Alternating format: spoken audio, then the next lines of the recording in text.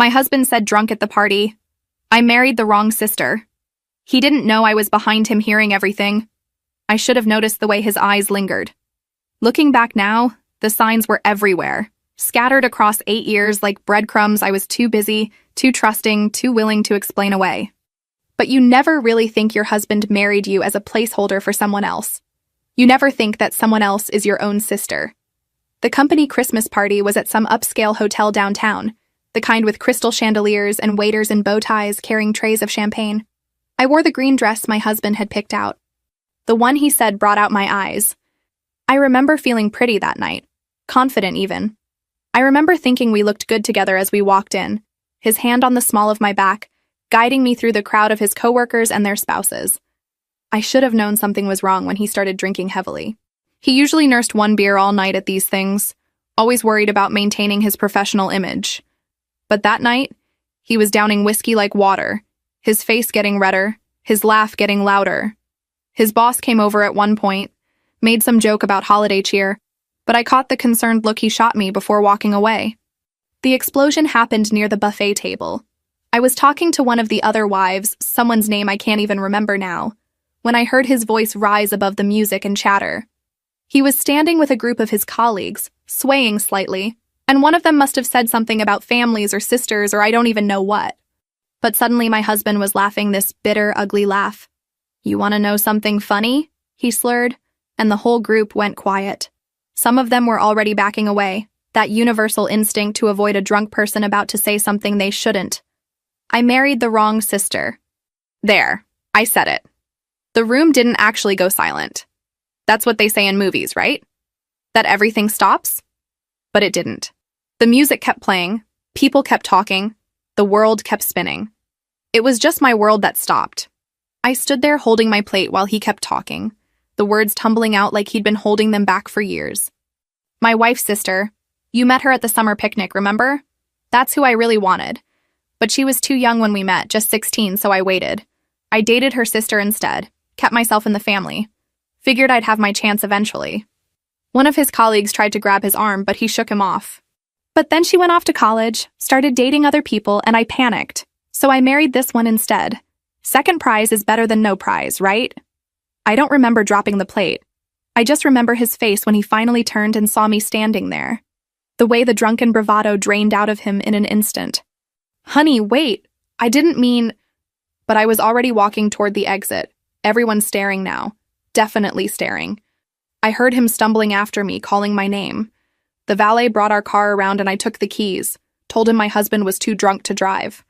I drove home in complete silence. He tried to talk. His words still slurred, but I turned up the radio and focused on the road, on breathing, on not driving us into a ditch. The kids were asleep when we got home. The babysitter took one look at us and practically ran out the door. I went straight to our bedroom and started pulling out suitcases from the closet. That's when he grabbed my arm. "What are you doing?" I yanked away from him.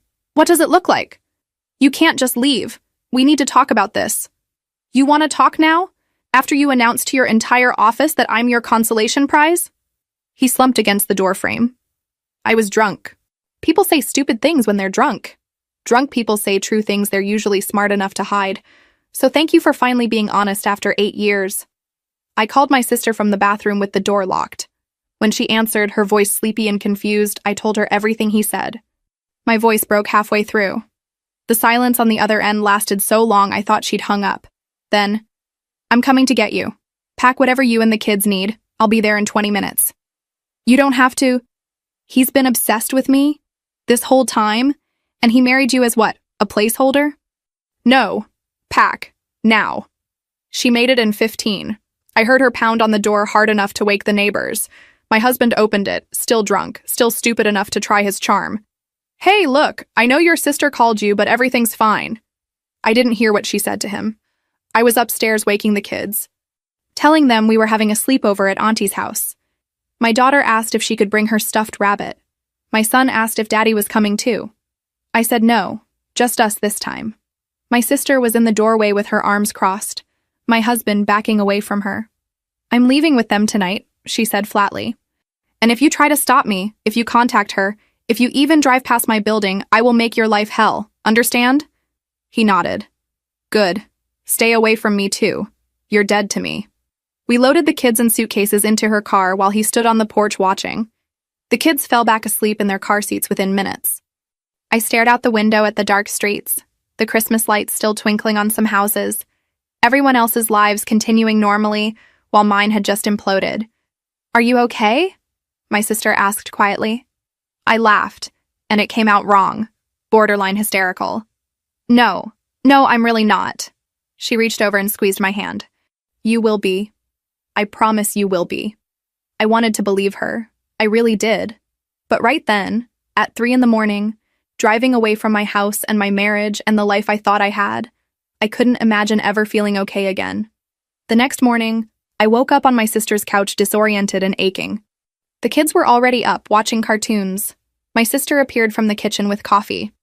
They ate cereal, she said. Hope that's okay. My phone had 32 missed calls and 60+ text messages, all from my husband. The first few were apologetic, begging me to come home. By message 15, he was angry, saying I was being dramatic. By message 40, he was back to pleading, promising therapy, swearing he loved me. I blocked his number. Good, my sister said. What else do you need? A divorce lawyer, probably.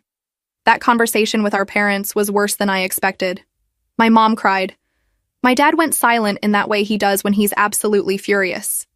By the end of the call, he'd hung up to drive to our house. My mom wanted to come straight over, but I asked her to wait. I needed time to figure out what to tell the kids. I spent that first week in a fog. My sister stayed with me, helping with the kids, running interference with phone calls and questions I couldn't handle yet. The kids went to school like normal because I was determined not to disrupt their routines more than necessary. My dad went to the house the morning after everything happened. He wouldn't tell me exactly what he said, but my husband sent me a single text from a different number after that, saying my father had threatened him. I screenshotted it and sent it to the lawyer my sister had already called for me. The lawyer's name was Denise, sharp and no nonsense. She listened to my story in her office, taking notes. Do you have any evidence? She asked. Text messages, emails, anything where he's mentioned your sister or his feelings? Just what he said at the party. There were witnesses, dozens of them. That's good. We can subpoena witness statements if needed. She flipped through her notes. What I'm hearing is a pattern of emotional abuse and deception. The courts will take that seriously. Emotional abuse. I'd never thought of it like that. But sitting in that office, I started to remember other things. The way he'd suggest I wear my hair like my sister wore hers. How he'd mentioned that my sister's laugh was so infectious. The time he'd asked if I'd ever considered contact lenses because my sister's eyes looked so much brighter without glasses. I need to check something, I told my sister when I got back to her apartment that afternoon. I need to go back to the house. I'm coming with you. We went after school pickup, the kids staying with my parents for a few hours. The house looked the same from the outside, but when I unlocked the door, I could see evidence of him living there alone. Dishes in the sink, mail piled on the counter, his jacket thrown over a chair. It smelled stale, like old takeout and unwashed laundry. I went straight to our bedroom, to his nightstand. There was something I needed to check, something that had been nagging at me for months. He always kept that drawer locked when I was around, claimed it was just work documents and old receipts he needed to organize. I'd accepted that explanation the same way I'd accepted everything else, because questioning your spouse's privacy feels like a betrayal of trust. Except now I knew what real betrayal looked like. I opened the drawer, pushed past the usual items, books and chargers and receipts, until my fingers found something at the back. A journal. Leather-bound, expensive-looking, the kind you buy intending to use for important thoughts. The kind I'd given him for his birthday 3 years ago, actually, telling him maybe writing things down would help with his work stress. I sat on the edge of our bed, our marital bed where we'd conceived both our children, and opened it. The first entry was dated 9 years ago, a full year before we were even married. Before he'd even proposed. Saw her again today? It read. She was visiting from college, staying at their parents' house for the weekend. She's 19 now, still too young, still not ready. But watching her laugh at dinner, seeing how she's grown, I know I'm making the right choice staying with her sister. Keep myself in the orbit, stay patient. Good things come to those who wait. My hands started shaking. This wasn't recent confusion or a passing thought. This was planned. This was calculated. This was 9 years of deliberate deception documented in his own handwriting. I turned the page. Entry after entry, spanning years. Plans and observations and calculated moves. How he'd proposed to me right after my sister got engaged to someone else because he needed to secure his position in the family. How he'd been relieved when my sister broke up with that boyfriend 6 months later. How he'd maneuvered to sit next to her at family gatherings. How he'd memorized her interests and opinions so he could agree with her. One entry from 4 years ago, right after our daughter was born. The second baby cements everything. 2 kids create obligations that can't be dissolved easily. She's bound to me now through the children, which means her family is bound to me, including the sister.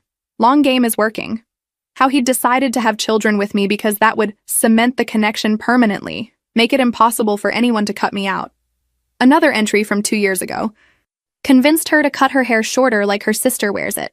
She actually thanked me for the suggestion, said it's more practical with the kids. Doesn't realize I just want her to look more like the person I actually want. I photographed every page with my phone, my hands shaking so badly some of the pictures came out blurry. My sister stood in the doorway watching, her face getting paler with each page I turned. "I'm going to be sick," she said, and disappeared into the bathroom. I heard her retching, heard the water run. I kept photographing. There were 67 pages. 67 pages of obsession and manipulation and cold, calculated planning. When I was done, I stood up and looked around the bedroom with new eyes. How many nights had I slept next to him while he was thinking about her? How many times had he touched me while imagining someone else? "We need to leave," my sister said from the doorway, her face wet where she'd splashed it. "We need to get out of here right now." I agreed. I took the journal with me, evidence held tight against my chest as we locked the door and left. In the car, neither of us spoke for several minutes. "I'm sorry," she finally said, her voice breaking. "I'm so sorry this happened to you because of me." "This isn't because of you," I told her. And I meant it. This is because he's sick. This is because he's a predator who saw you when you were 16 years old and decided to use me to get close to you. None of this is your fault. But I could see she didn't believe me. Not entirely. And honestly, I wasn't sure I believed it either. Not yet. I was too angry, too hurt, too confused to know what I believed about anything anymore. When we told my parents about the journal, my dad actually punched a wall. My mom sat down hard on my sister's couch and put her face in her hands. My son wandered out of the bedroom where he and his sister had been playing, took one look at all of us, and asked in a small voice if something was wrong. "Everything's okay, buddy," I lied, pulling him into a hug. "The grown-ups are just having a serious talk. Why don't you go play with your sister for a bit longer?" He went, but he kept looking back over his shoulder, not quite believing me. Smart kid. Too smart sometimes. My parents stayed for dinner that night, helping my sister cook while I sat at the kitchen table and stared at nothing. My mom kept touching my shoulder as she passed, these little reassuring pats that made me want to scream. I didn't want reassurance. I wanted someone to tell me this was all a nightmare and I could wake up. "You need to eat something," my sister said, putting a plate in front of me. I pushed it away. "I'm not hungry." "You haven't eaten all day?" I said I'm not hungry. She didn't push it, just moved the plate to the side and sat down across from me. Denise called me back. She said those journal entries are incredibly damaging to his case. She's talking about using them to argue for full custody, for increased spousal support, everything. I looked up at her. I don't want to fight about custody. The kids love him. He's their father. He's a manipulative narcissist who used you for 8 years. He's also the person who taught our son to ride a bike and reads bedtime stories every night. People can be terrible in some ways and still be capable of genuine love in others. My sister leaned back, studying me. "You're still protecting him. I'm protecting my kids." There's a difference. But was there? I didn't know anymore. The lines between everything had gotten so blurred. I started seeing a therapist named Miriam the following week, someone who specialized in emotional abuse. Her office was in one of those converted houses downtown, all soft lighting and comfortable furniture. I broke down in the first 15 minutes. "I keep wondering if I missed signs," I sobbed. "If I was just stupid and blind." Manipulative people are often exceptionally skilled at hiding their true intentions, Miriam said calmly. "That's what makes them successful manipulators. The fact that you trusted your husband doesn't make you stupid. It makes you human. We talked about how abuse doesn't always look like what people expect, how sometimes it's subtle, a slow erosion of self-worth, how I'd been comparing myself to my sister my entire marriage without even realizing it. "When was the last time you did something just because you wanted to?" Miriam asked. "Not because you thought it would make him happy, but just because it brought you joy?" I couldn't remember. That realization sat heavy in my chest for days. The divorce papers came faster than I expected. He filed first, which Denise said was typical narcissist behavior, trying to control the narrative by being the first to take action. He was asking for 50-50 custody of the kids, for me to waive spousal support, and for an even split of all assets despite the fact that he'd drained our joint savings account in the days after I left. "This is ridiculous," Denise said, slapping the papers down on her desk during our meeting. "He's trying to paint himself as the victim here, like you're the one who destroyed the marriage." What can we do? We fight. We submit the journal entries as evidence of his manipulative behavior and pattern of deception throughout the marriage. We get statements from the witnesses at the Christmas party. We show that this wasn't a simple case of growing apart, but rather a fundamental betrayal of trust that makes his claims of equal blame absurd. The kids were having a hard time adjusting. My son's teacher called to say he'd been getting into fights at recess. My daughter started wetting the bed again. They asked when they could go home, when Daddy was coming to get them. "When can we go back to our house?" my son asked one night as I tucked him in. "We're going to find a new house, just for us three." "But I like our house, my toys are there." "We'll get your toys. I promise. And you'll still see Daddy. This isn't about you or your sister, this is about Mommy and Daddy needing to live separately. Forever?" His eyes were huge in the dim light. "Maybe. But that doesn't mean Daddy doesn't love you. That never changes." I kissed his forehead and left before he could ask more questions I didn't have answers for. In the living room, my sister was on her laptop, and she looked up when I came out. "I found some apartments in your price range," she said. "Near the kids' school, so they won't have to switch." My price range. I laughed bitterly. "You mean the price range of someone whose husband emptied their bank accounts?" "I mean the price range of someone starting over. But Mom and Dad said they'd help with the deposit." "I can't ask them to do that." "You're not asking, they're offering. Let them help you." I looked at the apartment listings on her screen. Small, mostly, 1 or 2 bedrooms, the kind of places college students and divorcees lived. The kind of places I'd never imagined I'd be looking at in my 30s with 2 kids. "How did this become my life?" I asked, not really expecting an answer. My sister closed her laptop. "It became your life because your husband is a piece of shit who manipulated you for 8 years. But this is also your life now. You, free from him, building something new. It's not the life you planned. But maybe it'll be better than what you had. Maybe you'll finally get to figure out who you are when you're not trying to be whatever he wanted." I wanted to believe her. But right then, sitting in her apartment after putting my confused kids to bed, looking at depressing apartment listings and facing down a divorce that was going to drain whatever money I had left, I couldn't quite make myself hope for anything better. The first custody exchange happened 3 weeks after I'd moved out, at a neutral location Denise had insisted on. A coffee shop parking lot, public enough that he wouldn't try anything stupid, she'd said. I didn't think he was violent, but then again, I'd thought a lot of things about him that had turned out to be wrong. He pulled up in his car exactly on time, and I watched him get out, watched him straighten his shirt and run a hand through his hair, preparing himself, getting into character. The kids were excited, bouncing in their seats, because they hadn't seen him in weeks, and no matter what he'd done to me, he was still their dad. "Daddy!" my daughter shrieked, launching herself out of the car the second I opened the door. He caught her, lifted her up, buried his face in her hair. When he looked up at me over her head, his eyes were red. "Can we talk?" he asked. "No. Please, just for a minute. I need to tell you." "Get the kids settled," I said coldly. "You have until Sunday at 6, not a minute later." He flinched like I'd slapped him, but nodded.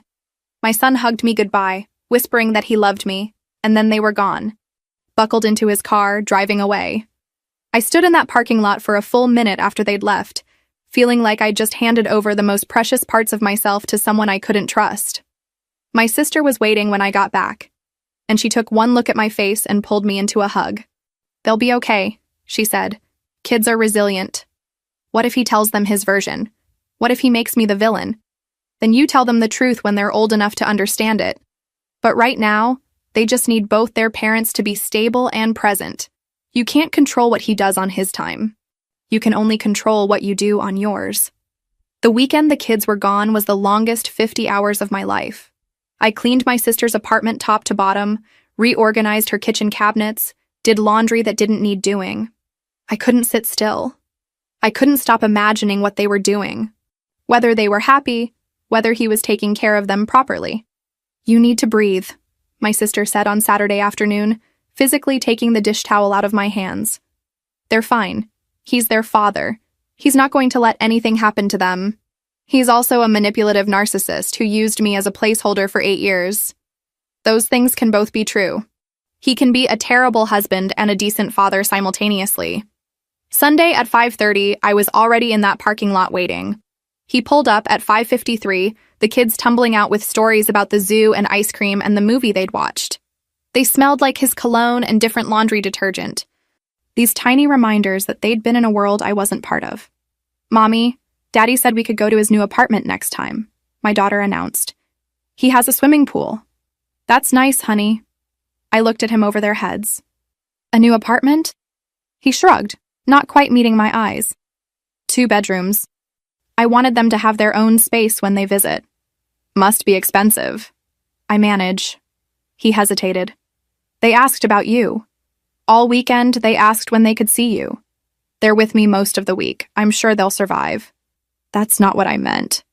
He looked genuinely hurt, which was almost funny considering what he'd put me through.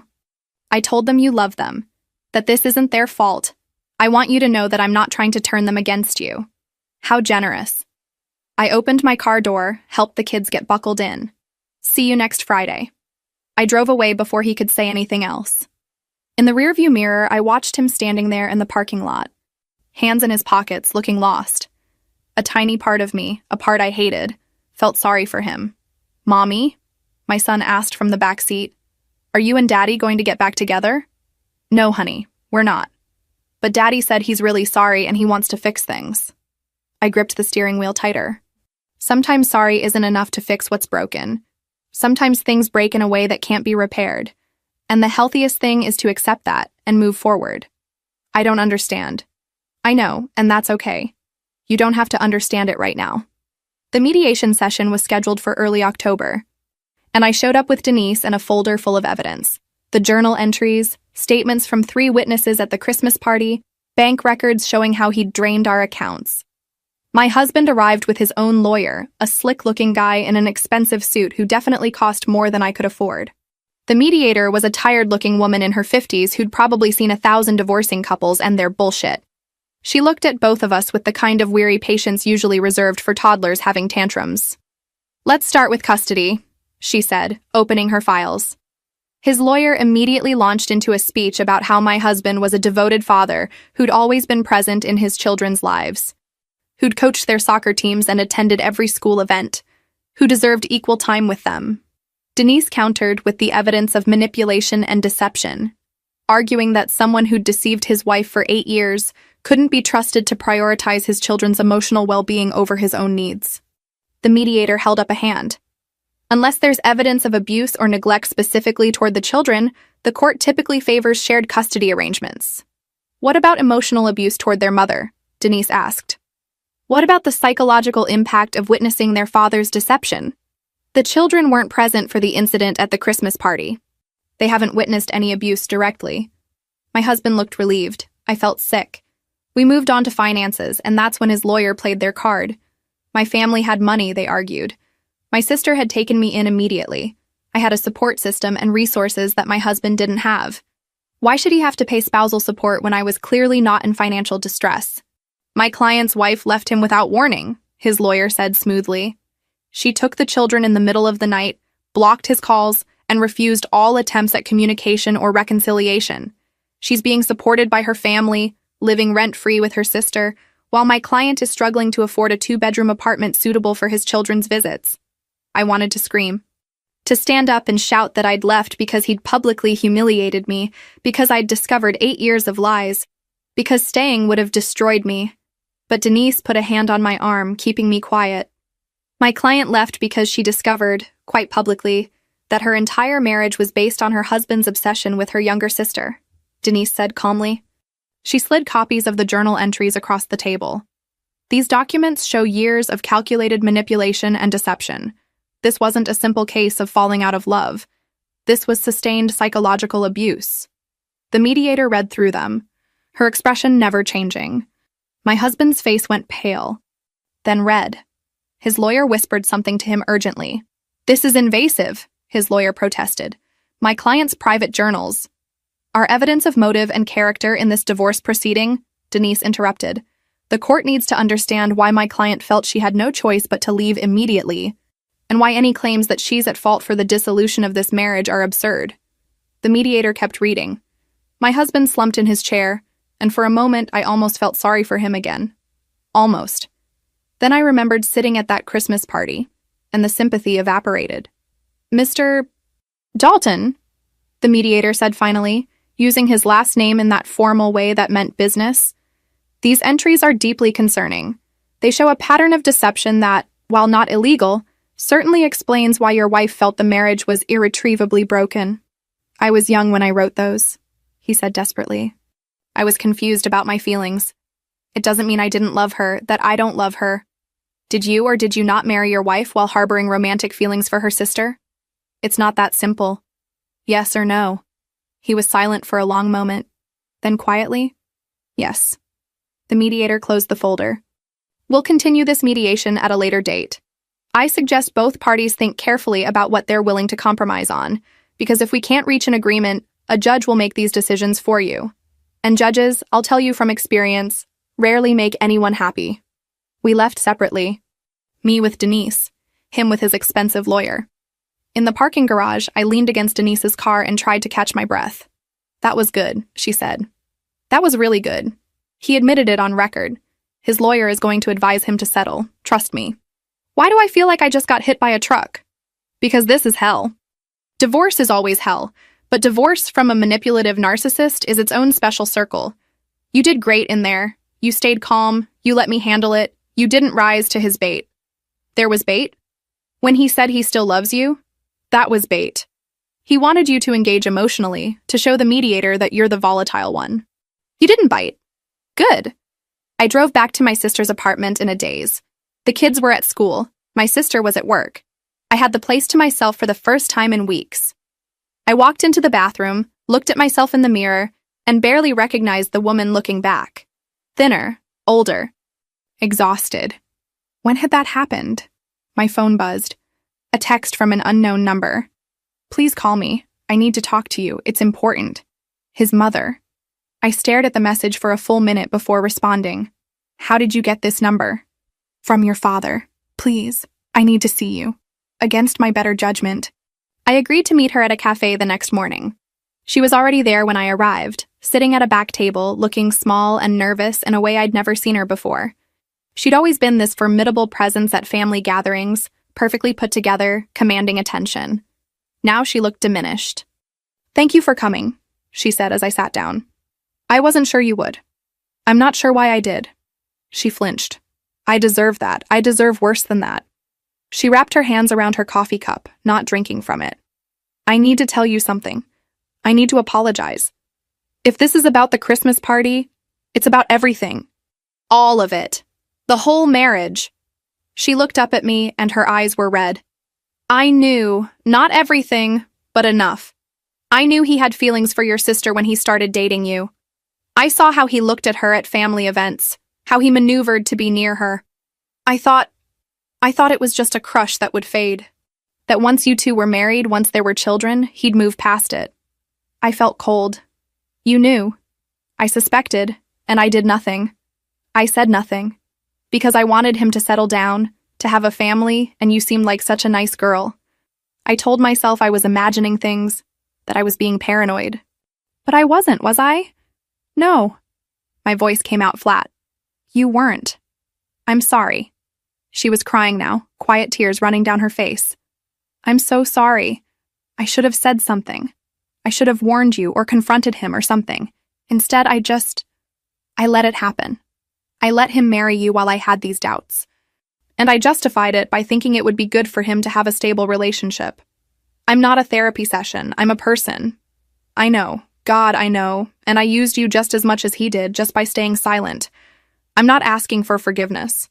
I know I don't deserve that. I just needed you to know that I see what he did. And I see my part in it, and I'm horrified.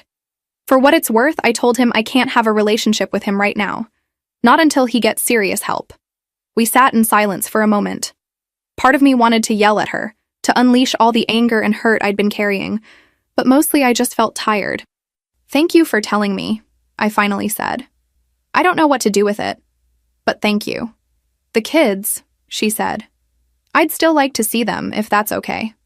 I know I don't have any right to ask, but they're my grandchildren, and they didn't do anything wrong. They're not weapons. I'm not going to keep them from you because I'm angry at your son. You'd be justified if you did. Maybe. But that's not who I want to be. I stood up. I need to go. She nodded, wiping her eyes. Thank you for meeting me. And please, if there's anything I can do to help. There isn't. I left her sitting there and drove back to my sister's place feeling hollowed out. How many people had seen signs and said nothing? How many people had suspected but chosen comfortable ignorance over difficult truth? The school called that afternoon. My son had been in another fight. This one bad enough that the other kids' parents were demanding a meeting. I picked him up from the principal's office, his eye already swelling, his shirt torn. The principal gave me this look that combined pity and judgment, and I wanted to scream that we were doing our best, that this wasn't normal for us, that my son was a good kid going through a terrible situation. Instead, I said, "We'll talk to him at home. It won't happen again." In the car, my son stared out the window, arms crossed. Want to tell me what happened? I asked gently. He said my parents are getting divorced because I'm a bad kid. My hands tightened on the wheel. That's not true. Not even a little bit true. I know. That's why I hit him. Hitting people isn't the answer. What is the answer? Good question. I was still trying to figure that out myself. Using your words, telling a teacher, not letting other people's ignorance turn you into something you're not. You hit Daddy with words, he said quietly. At that parking lot, I heard you. You used mean words. You're right, I did, and I'm sorry you heard that. Your dad and I are both hurting right now, and sometimes hurt people hurt other people, even when they don't mean to, but that doesn't make it right. I don't want you to hurt. I know, baby. I don't want you to hurt either. But we're going to get through this, okay? All of us. It's just going to take time. He didn't look convinced. I didn't blame him. I wasn't convinced either. That night, after the kids were asleep, my sister found me sitting on her balcony with a glass of wine, staring at the city lights. How are you holding up? She asked, sliding the door shut behind her. His mother knew, or suspected, and she said nothing. My sister's expression hardened. Of course she did. Mothers know their sons. She probably saw exactly who he was and decided it was easier to pretend. She apologized. For what it's worth. It's not worth much. We sat in silence for a while, passing the wine back and forth. Finally, my sister spoke again. I've been thinking about this whole thing, about him being obsessed with me, and I keep asking myself if I did something to encourage it. If I was too friendly or wore the wrong things or... Stop. I grabbed her hand. Don't do that to yourself. You were 16 when he met you. You were a kid. And even if you were older, even if you did smile at him or laugh at his jokes, that's not an invitation to build a fantasy relationship in his head. That's not permission to manipulate your sister into marriage as a consolation prize. None of this is your fault. It's not yours either. I know. Intellectually, I know. But there's this voice in my head asking why I wasn't enough. Why he couldn't just love me for who I am instead of wishing I was someone else. Because he's broken. Not you. Him. I wanted to believe that. I was trying to believe that. But 8 years of being measured against someone else had done damage that wasn't going to heal overnight. The apartment hunt intensified in the weeks that followed. I looked at dozens of places, all of them too expensive or too small or in the wrong neighborhood. My parents kept offering to help with more than just the deposit. But I was stubborn. I needed to do this myself, to prove that I could stand on my own without depending on anyone. Pride is going to make you homeless, my sister observed after I'd turned down yet another offer of financial help. I need to know I can do this. Accepting help isn't weakness. It's human. But I couldn't shake the feeling that if I accepted too much help, I'd just be trading one form of dependence for another.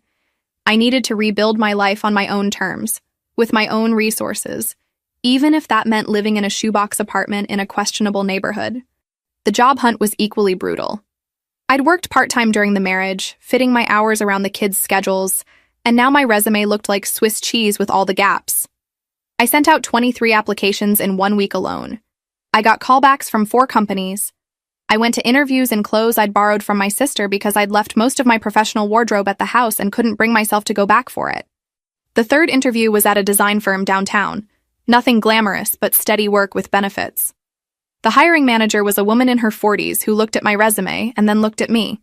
"You're overqualified for this position," she said bluntly. "But you've been out of full-time work for 6 years. Why should I take a chance on you?" I almost gave her the safe answer, the one about being ready to return to work now that my kids were older. But something made me tell the truth instead. "I'm getting divorced," I said. "My husband has been supporting us, and now I need to support myself and my kids. I'm reliable, I'm skilled, and I'm desperate in the way that makes people show up early and stay late. You won't find anyone more motivated than someone rebuilding their entire life from scratch." She hired me on the spot. Finally, I found an apartment that might work. A small 2-bedroom in an older building, close enough to the kids' school that they could walk if needed.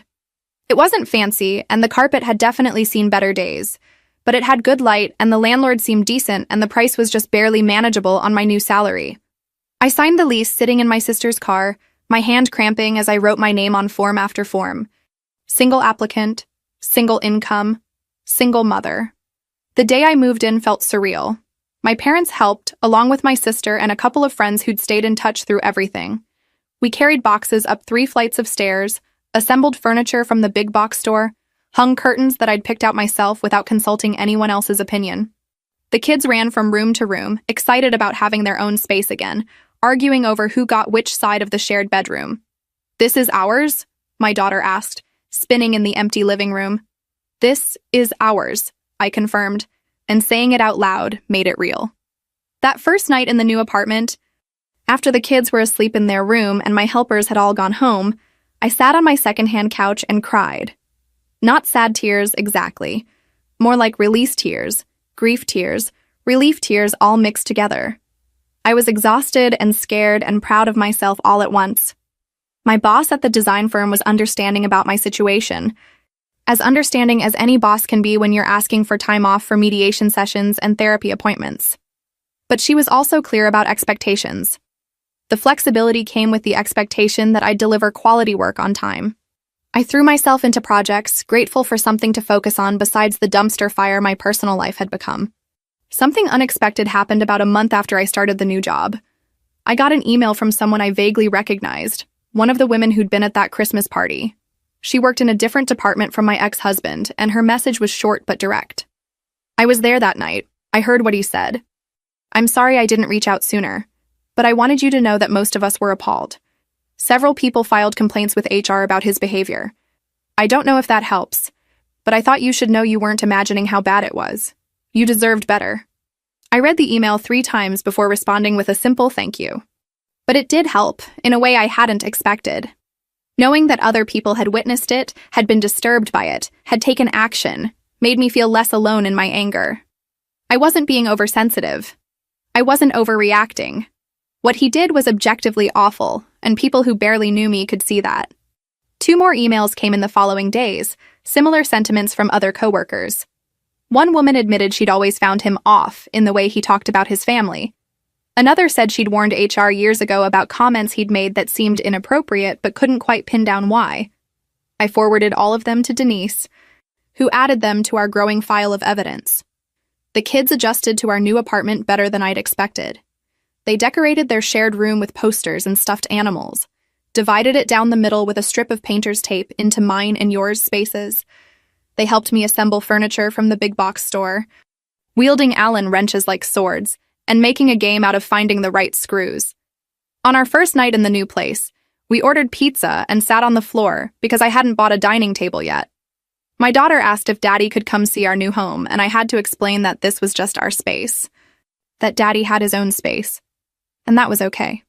"But I miss when we all lived together," she said. and my heart broke into smaller pieces than I thought possible. I know, sweetheart. I miss parts of that too. But sometimes families look different than they used to, and that doesn't mean there's less love. It's just love that lives in different places now. She seemed to accept this, or at least stopped asking questions. My son was quieter, more withdrawn, but the school counselor said that was normal for kids processing divorce. I started developing routines that were just ours. Saturday morning pancakes at the kitchen counter. Wednesday evenings at the library picking out new books. Sunday afternoons at the park, where the kids could run and scream and be loud in ways they couldn't in our small apartment. These rituals became anchors, things we could count on when everything else felt uncertain. One afternoon, about 2 months into living on our own, my son came home from school with a picture he'd drawn in art class. It showed 3 stick figures in front of a building, all smiling. "That's us at our new home," he explained. "I told my teacher we moved and she said I should draw our family." "Where's Daddy?" I asked carefully. "He's at his house. This is our house." He said it so matter-of-factly, without sadness or confusion, just stating a simple truth. They were adapting, creating a new normal, accepting that life could be different and still be okay. I taped the drawing to the refrigerator where I could see it every morning. A reminder that we were building something new. That endings could also be beginnings. The custody exchanges became routine over the following months, though they never quite became comfortable. Every other Friday at 6, we'd meet in that same coffee shop parking lot. He was always exactly on time, always asked politely how I was doing, always brought the kids back clean and fed and on schedule. It was painfully civil, this choreographed dance we performed for the sake of our children. But there was one exchange that stood out from all the others, about 4 months into our new normal. He pulled up and the kids ran to him like always, but when they were buckled in and he was walking back to his driver's side, he stopped. "Can I ask you something?" he called out. I tensed but nodded. "Are they okay? Really okay? My son's teacher said he's been struggling with math, and my daughter told me she had a nightmare about monsters. Are they talking to someone?" It was the most genuine concern I'd heard in his voice since the night everything fell apart. Not about himself, not about us, just about them. "The school counselor sees them both once a week," I said. "They're working through it." "I hate that they have to be." He looked away, jaw tight. "I hate that I did this to them." "Then be a good father now. That's all you can do." He nodded and got in his car. And I stood there for a moment feeling something I hadn't felt toward him in months. Not forgiveness exactly, but maybe a recognition that people are complicated, that someone can cause tremendous harm and still be capable of growth. His mother started attending some of the exchanges, presumably to see the grandkids. I was civil to her because the kids loved her, but I couldn't quite make myself warm up. Some betrayals cut too deep for politeness to paper over. Months passed. Summer turned to fall, fall to winter. I started to notice things getting easier, day by day. I stopped expecting to feel happy again and just focused on getting through each day without crying. That felt like progress. Then one day, my sister invited me to a work event, one of those networking things she was always going to. I almost said no, too tired, too busy, too not ready for socializing. But she insisted. "You need to be around people who aren't family or lawyers," she said firmly. "You need to remember that there's a world outside this divorce." So I went. I wore a nice dress that I'd bought for myself, not because someone else picked it out. I did my hair. I even put on makeup, which I'd barely bothered with in months. When I looked in the mirror, I saw someone who looked put together, almost confident. It was startling. The event was at some upscale venue downtown, all exposed brick and craft cocktails and people in business casual, talking about projects and deadlines and normal things. My sister introduced me to some of her colleagues, and I forced myself to make conversation, to smile, to pretend I was a functioning human being. And then something weird happened. I stopped pretending. I was talking to someone about design work, and they were genuinely interested in my opinions, asking follow-up questions, listening to my answers. They didn't know about my divorce or my situation. They just saw me as a person with ideas and skills and something valuable to contribute. Someone asked for my card. I gave it to them, feeling like an imposter but also feeling something else. Seen. Valued. Not as someone's wife or someone's ex or someone's sister, just as myself. On the drive home, my sister asked how it went. "Good," I said. surprised to realize I meant it. It was actually good. See? The world didn't end. No, I guess it didn't. The final divorce papers came through in early spring. Denise called to tell me it was done, and I remember standing in my little apartment kitchen, phone pressed to my ear, feeling nothing. Just this strange absence of feeling, like I'd braced for an impact that never came. You did it, Denise said. It's over. What now? Now you live your life. Now you figure out what you want instead of reacting to what he did. Now you get to just be. I thanked her, hung up and sat down on my secondhand couch. The kids were at school. The apartment was quiet. Sunlight was streaming through the windows I'd cleaned the day before, and I was officially, legally, single. I called my sister. It's done. The divorce is final. How do you feel? I don't know. Empty, relieved, sad, all of it at once? That sounds about right. Want me to come over? No, I think I need to sit with this for a bit, but thanks. I sat there for a long time after we hung up, just letting myself feel whatever came up. Grief for the life I'd thought I had. Relief that the constant tension was over.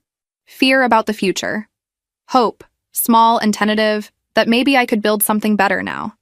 My therapist had been working with me on recognizing my own patterns, the ways I'd made myself smaller to fit into what I thought my husband wanted. How I'd stopped pursuing hobbies because he'd made subtle comments about them being impractical or silly.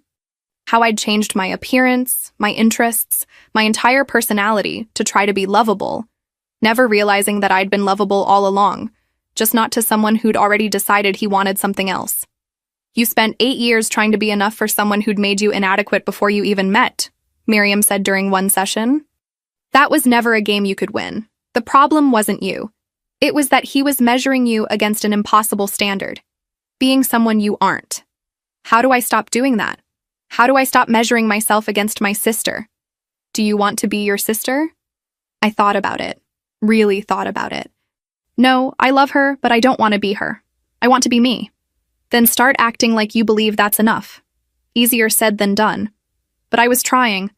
I'd started taking a pottery class on Tuesday evenings, something I'd always wanted to do but never had time for. I was reading books my husband had mocked as beach reads and thoroughly enjoying them. I was learning that I liked my coffee black, not with cream and sugar like I'd been drinking it for years because that's how he'd prepared it. Small things, tiny rebellions against the person I'd been trained to be. But they added up. My parents threw a celebration of independence dinner a few weeks after the divorce was finalized. It felt weird to celebrate the end of a marriage, but my dad insisted. You're celebrating freedom, he said, raising his glass. You're celebrating choosing yourself. You're celebrating survival. Those are all worth commemorating. My kids played with my nieces and nephews in the backyard, their laughter drifting through the open windows. My sister made a toast about resilience and starting over. My mom hugged me tight and whispered that she was proud of me. Even his mother had started to rebuild some connection with us, carefully and respectfully. She saw the kids every few weeks, always at neutral locations, always respecting my boundaries. She never asked about him, and I never offered information. But I could see in her eyes every time she looked at me that she was carrying her own guilt about what her silence had cost. Thank you for letting me be part of their lives, she'd said the last time I'd seen her, her voice thick with emotion. I know I don't deserve it. They deserve to know their grandmother, I'd replied. That's not about you or me. It's about them. Standing there at my parents' house, surrounded by people who loved me for exactly who I was, I realized something Miriam had told me weeks earlier was finally sinking in. Healing isn't about forgetting what happened, she'd said during one of our last sessions before I'd graduated to monthly check-ins. It's about integrating it into your story without letting it define you. You're not just the woman whose husband betrayed her. You're the woman who survived that betrayal and built something new. I was becoming okay. Not every day, but more days than not. The kids proved everyone right about resilience. They stopped asking when we were going back to the old house. They started calling my apartment home, without any qualifiers. They developed their own routines in both places, adapted to having 2 birthday parties and 2 Christmas mornings and 2 bedrooms. My daughter started taking art classes on Saturdays, something she'd always wanted to do but we'd never made time for before. She'd come home with paintings of flowers and houses and abstract swirls of color, taping them proudly to the walls of our apartment. My son joined a coding club at school and came home every week excited to show me what he'd learned. pulling up programs he'd written on my laptop, eyes bright with accomplishment. They were building their own lives, their own interests, separate from the trauma that had brought us to this point. Watching them thrive gave me permission to try thriving too. And slowly, carefully, I was. Not just surviving anymore, but actually living. I'd started taking that pottery class on Tuesday evenings, my hands covered in clay, creating things that were imperfect and beautiful precisely because of their flaws. The instructor praised my progress, said I had good instincts. It felt strange to be praised for something that had nothing to do with being someone's wife or someone's mother. To be seen just as myself. I was reading books I wanted to read, not books someone else thought I should read. I was learning that I liked my coffee black, that I preferred mornings to evenings, that I was actually good at my job when I wasn't constantly second-guessing myself. I discovered I liked going to movies alone. That eating dinner at 9 because I got distracted working felt freeing rather than wrong. That I could make decisions about my own life without consulting anyone. Small things. Tiny rebellions against the person I'd been trained to be. But they added up to someone I was starting to recognize and even like. I ran into my ex at a coffee shop one Saturday morning. I was there with a book, enjoying the rare luxury of time to myself while the kids were at his place. He was there with a date, some woman I didn't recognize, and they were laughing about something when he looked up and saw me. His face went through about 5 different expressions in rapid succession. Surprise, guilt, defensiveness, something that might have been longing, and finally resignation. I gave him a small nod of acknowledgement and went back to my book. His date said something to him, and they left a few minutes later. I didn't feel jealous. I didn't feel much of anything, actually. Except maybe a mild curiosity about whether he'd tell her the truth about why his first marriage ended. But it wasn't my problem anymore. None of it was my problem anymore.